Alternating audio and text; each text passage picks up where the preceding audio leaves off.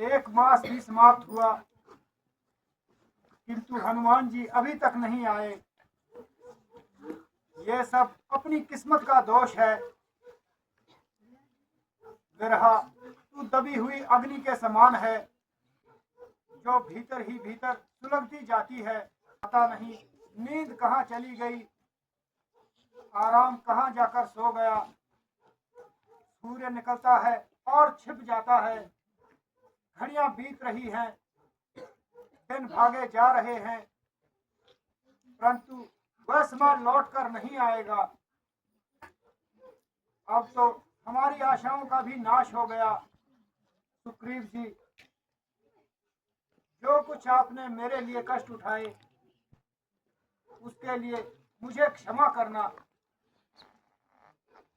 भगवान, आखिर उनको 1 महीने तक वापस आने के लिए कहा है, किंतु इस अवधि में कल का दिन शेष है। मुझे पूर्ण विश्वास है कि हनुमान जी सीता जी का पता अवश्य लगाकर वापस आएंगे। विधाता की गति ऐसी ही विचित्र है। अच्छा, कल का दिन और देख लीजिए।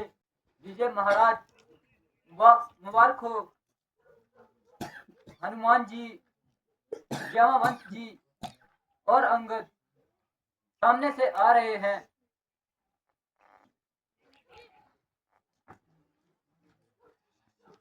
भगवान प्रणाम। चरणजीव रहो।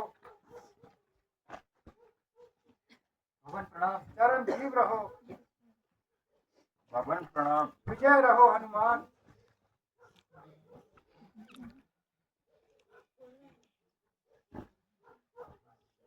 हे महावीर, तुम धन्य हो। कहो कुशल तो हो। भगवान, जब आपका आशीर्वाद मेरे साथ है तो मुझे किस बात का भय है। अच्छा हनुमान जी, अब सुनाइए। कुछ सीता जी की खबर भी मिली। सुग्रीव जी, जब श्री रामचंद्र जी का आशीर्वाद हो तो फिर भला कोई काम कैसे अधूरा रह सकता है। महाराज, ये क्या संभव है कि हनुमान जी बिना कार्य किए वापस आ जाएं? भला मैं किसी योग्य हूं। भगवान का आशीर्वाद और सहयोगियों का साथ था। मैं तो केवल सहायक था। अच्छा हनुमान जी, ये तो बताओ कि किस प्रकार आपने सीता की खबर पाई? भगवान, पहले तो मैं सब परिचित स्थानों पर गया, किंतु मुझे सफलता नहीं मिली और अंत में मैं लंका की ओर गया। सबसे पहले राक्षसों से युद्ध हुआ और फिर मैं विभीषण जी की कुटिया में गया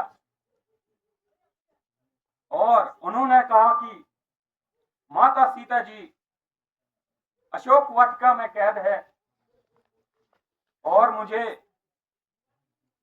वहां जाने के लिए रास्ता बताया। जब मैं अशोक वाटिका में पहुंचा तो दुष्ट रावण माता जी को अनेक भाई दिखा रहा था, किंतु माता जी अडिग रही और जब रावण चला गया तो माता जी ने आपका स्मरण करके भगवान से अरदास की और तब माता जी को मैंने आपकी दी हुई अंगूठी दी। तब उन्होंने मुझे पहचाना और फल खाने की आज्ञा दी और जब मैं फल खाने लगा तो मुझे राक्षसों ने रोका और मैंने उनको मार दिया।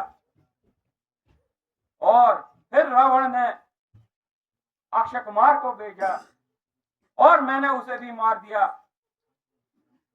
और अंत में मेघनाथ ने ब्रह्म शक्ति और नागपाश का प्रयोग करके मुझे बंदी बना दिया।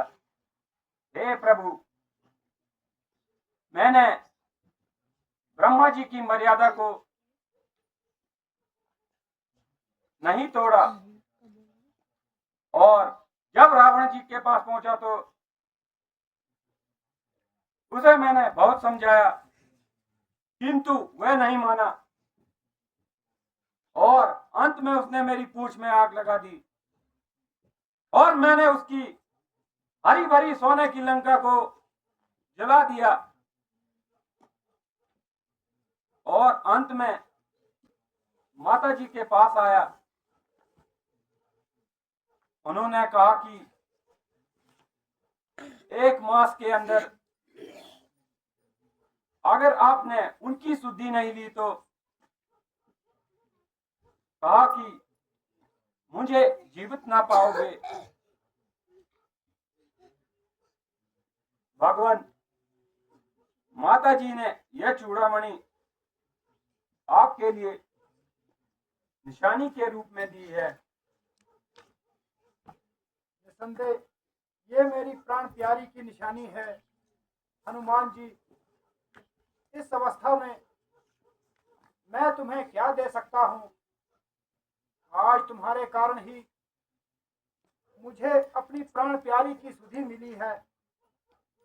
बस भगवान, अब रहने दीजिए और मुझे अधिक लज्जित न कीजिए। मैंने तो केवल अपना कर्तव्य पालन किया है। सुग्रीव जी, कहो अब क्या विचार है?